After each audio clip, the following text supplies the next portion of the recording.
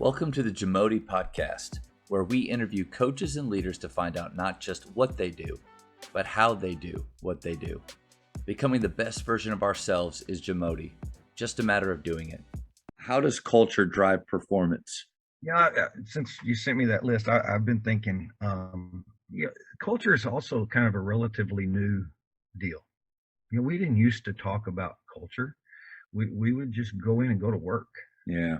And I don't know that as a staff we ever sit down and say, hey, here's what our culture is. We just show up every day. The expectations are we expect our kids to come to practice. We expect them to work hard.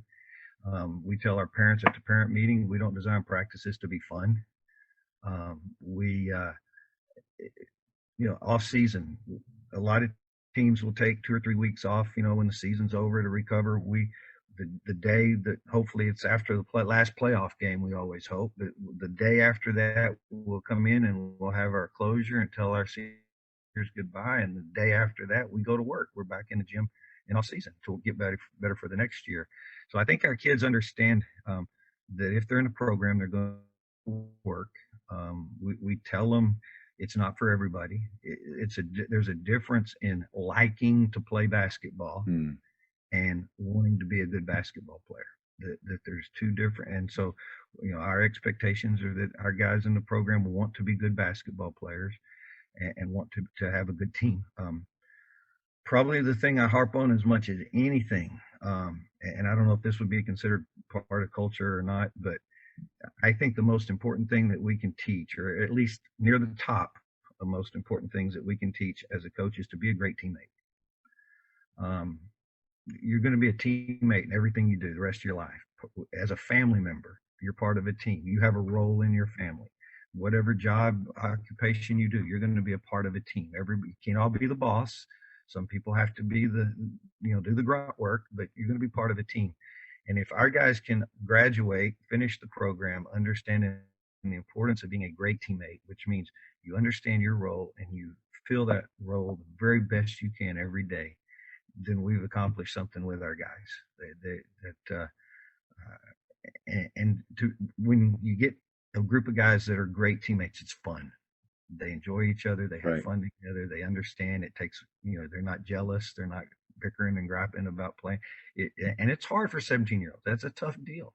They have to be pretty mature and grow. But if we can teach them a little bit of that, then I think that we've done a decent job as coaches, and I guess that's part of culture. I guess that's part of what you're talking about. It definitely is. And I think you said something interesting about how, it's funny you said that. So I played for Tommy Thomas at the Colony, and I can't ever remember us sitting around going, "Hey guys, here's our culture." No. You're right. It is something that, podcasts are fixated on, and books are all about now and stuff. But I think special cultures and special coaches have been creating them for a long, long time. It's just this thing that a lot of coaches have already been doing. They just gave it a word, but I think you're right. It's do your players know what their standards are, what the expectations are, and great coaches like yourself set those and live those out every day, and that's culture. Right. Our guys know that it's a serious thing to play basketball at Birdville High School. It's serious. There are high expectations, and like I said, you hear culture the most when there's a new coach coming in. He has to change the culture. That's right. If he's coming from a program, gets hired into a program that wasn't winning, he has to change the culture. And I guess there's something to that, but I just think culture is what we are. We want to be successful, and we want our kids to be proud of what we do at Birdville High School. And I've always had the feeling, and it's hard sometimes. You have seniors that don't get a lot of playing time, to sit on the bench or what. But I want everybody that graduates out of our program to be able to look back and say, "Hey, I enjoyed my time there. It was worthwhile. It was a good time in my life." I don't want it to be the greatest time in their life. I want them to do wonderful things when they get out, but I want them to to be able to look back with fond memories.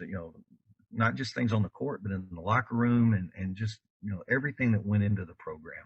And that's always been pretty important to me, because I've known guys that graduated and they look back and they hated it. They didn't like the coach. They didn't like and they may not like me or whatever, but I just want them to feel like that being a basketball player at Birdville High School, or when I was at Godley High School, or when I worked at Trinity, wherever, that it was a good time in their life.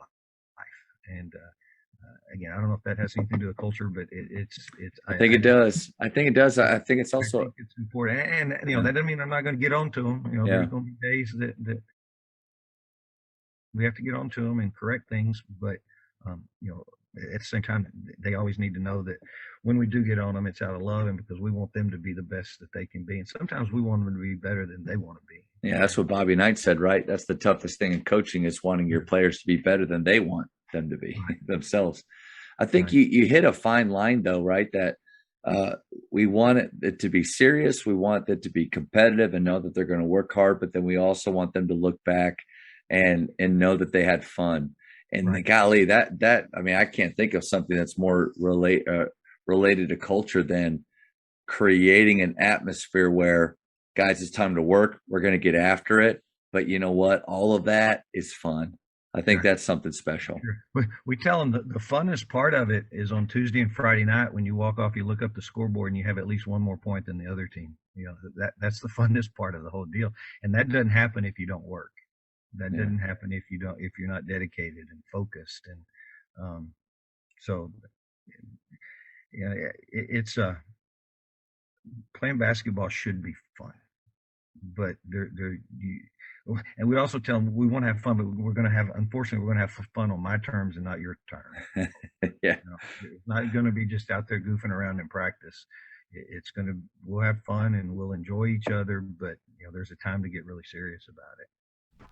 Thank you for checking out today's episode.